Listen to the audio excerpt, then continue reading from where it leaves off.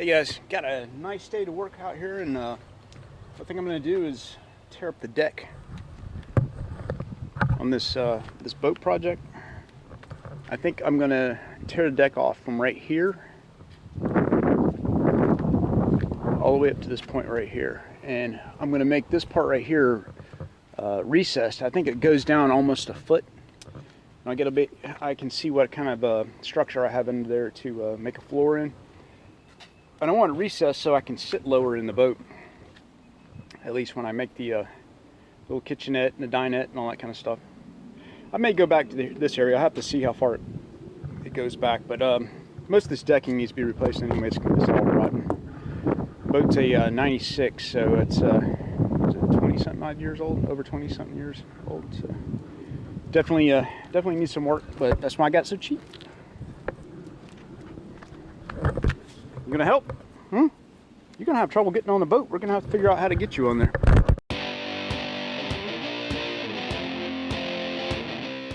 It's got a like 2-inch stainless screws in there, but I've already taken the screws out, and as you can see, I got a perfect platform to build a floor on.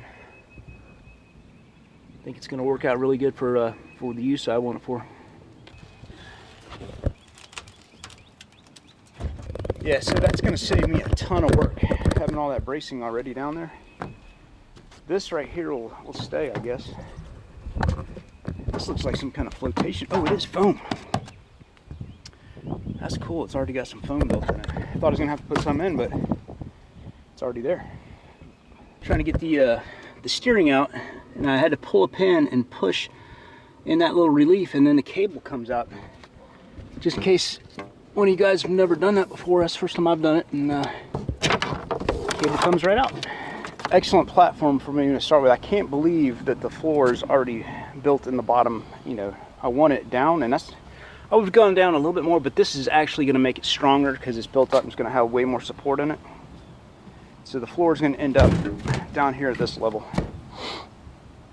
Got some long-range fuel tanks too, especially if I put a small motor on here. I could probably just like cruise at 6 knots all day long. How big the tanks are, but yeah, I looked up when I found this, and only gave $1,600 for it.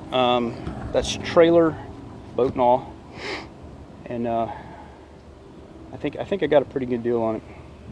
Looks pretty solid, and I got it all registered in my name. And before I start any project, I make sure that the title and everything on it is legit, and trailer's registered in my name, boat's registered in my name, so I won't have any issues, and put a bunch of work into something I can't actually do anything with. So anyway, let me go tear the side up now.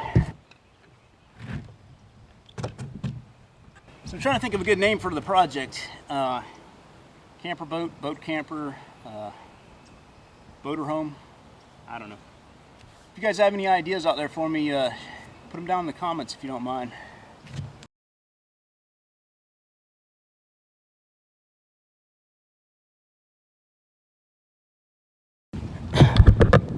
Kind of want to make this thing like an Airstream on the water.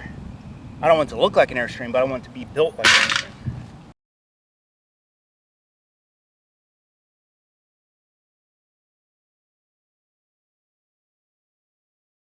Some of you are probably disappointed because I didn't continue on with the Rhodes sailboat I had, but this is a much better idea. I'm much more into this than a sailboat. Sailboats are a lot of work. This is going to be a lot of work, but I think once I have it built, actually using it is going to be a lot more relaxing than a sailboat would have been.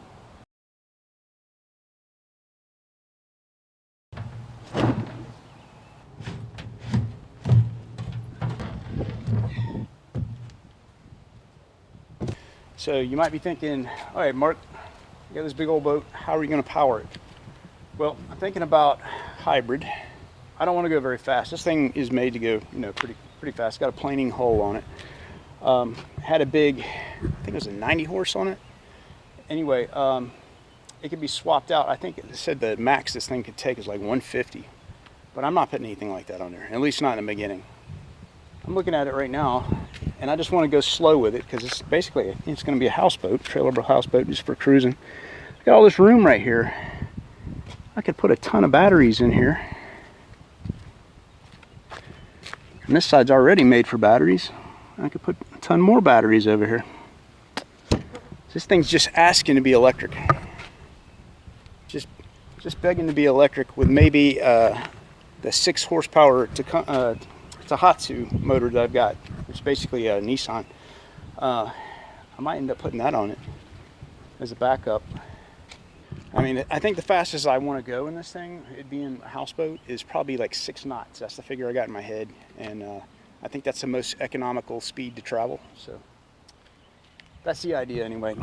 You guys let me know your thoughts out there, because a lot of you have a lot more experience in boating and stuff like that than I do, and let me know what you think. But all this ribbing is going to come out of here, these cross braces, just in this area that I have open right now.